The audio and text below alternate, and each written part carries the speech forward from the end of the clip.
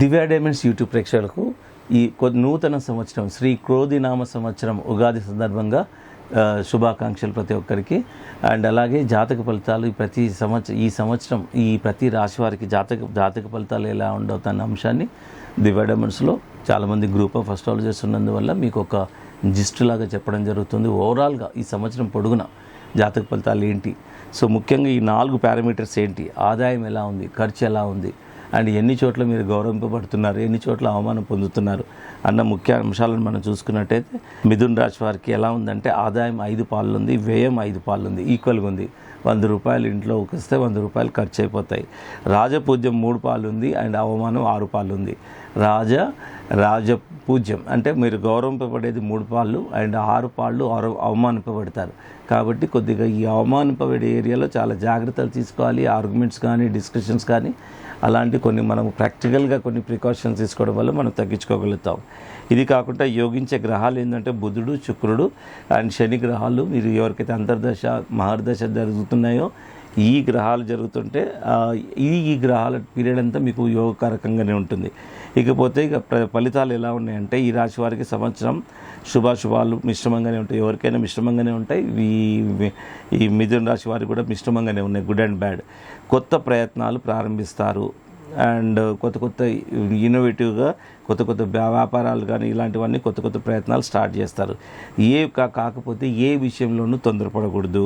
మీ కృషి నిదానంగా ఫలిస్తుంది, నిరాశపడకూడదు. తర్వాత ఆదాయ వ్యయాలు సంతృప్తికరంగా ఉంటాయి. ఇన్కమ్ కానీ ఖర్చు కానీ సాటిస్ఫాక్టరీగానే ఉంటుంది. నూతన పెట్టుబడులు కలిసి రావు కాబట్టి జాగ్రత్తలు తీసుకోండి. వివాహ యత్నం ఫలిస్తుంది. వధూవరుల జాతక పొంతన ప్రధానము. తర్వాత దంపతుల మధ్య తరచూ కలహాలు ఉంటాయి, ఆల్రెడీ మ్యారేజ్ అయిన వాళ్ళు. సంతానం విషయంలో శుభ ఫలితాలు ఉంటాయి. వాస్తు దోష నివారణ చర్యలు అనివార్యం. అండ్ తర్వాత బంధుమిత్రులతో మంచి సంబంధాలు నెలకొంటాయి. అండ్ తర్వాత వేడుకలు శుభకార్యాల్లో పాల్గొంటారు. తర్వాత వస్తు లాభం అండ్ వస్త్ర ప్రాప్తి ఉన్నాయి. సొంతంగా ఏదైనా చేయాలనే ఆలోచన మీ కార్యరూపం దాలుస్తుంది. ఇన్నోవేటివ్గా ఏదైనా చేయాలనుకున్న దానికి ఇప్పుడు ఈ సంవత్సరంలో మీకు కార్యరూపం అవుతుంది. తర్వాత స్థాపనకు అనుకూలంగా ఉంటుంది. ఏదైతే మీరు సంస్థలు ఉంటాయో ఏదైనా ఫ్యాక్టరీస్ కానీ పెట్టే దాంట్లో ఇది అనుకూలమైన సంవత్సరం అనే చెప్పాలి. ఆరోగ్యం జాగ్రత్తగా తరచూ వైద్య పరీక్షలు చేయించుకుంటే మంచిది. సంతానం వైఖరి ఇబ్బందులకు దారితీస్తుంది. పిల్లల వల్ల కొన్ని ప్రాబ్లమ్స్ని ఎదుర్కొనే అవకాశాలు ఉన్నాయి. విఘ్నతతో సమస్యలు పరిష్కరించుకోవాలి. చాలా ఆవేశంగా కాకుండా చాలా తెలివిగా సమయస్ఫూర్తితోని ఏదైనా సమస్యలు వచ్చినట్టయితే మీరు పరిష్కరించుకునే ప్రయత్నం చేసుకోవాలి. వృత్తి వ్యాపారాలు ప్రోత్సాహకరంగానే ఉంటాయి.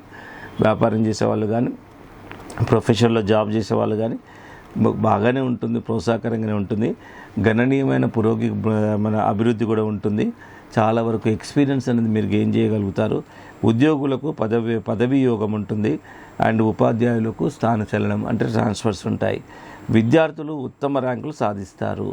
తర్వాత వ్యవసాయ రంగాల వారికి ఆశించినంత మద్దతు ధర లభించదు. చేతి వృత్తులు కార్మికులకు ఆశాజనకంగా ఉంటుంది. ఇకపోతే జాతకరీత్యా మాత్రం ఈ విధంగా ఫలితాలు ఉన్నాయి. జాతకరీత్యం మాత్రం పచ్చ, నీలం, డైమండ్ ఈ రత్నాలు ఈ రాశి వారికి చాలా వరకు లైఫ్ లాంగ్ సూటబుల్ ఉంటాయి. ఇక అనుకూలమైన డేట్స్ ఏంటంటే 5, 6, 8, 14, 15, 23, 24 ఇవి అనుకూలమైన డేట్స్.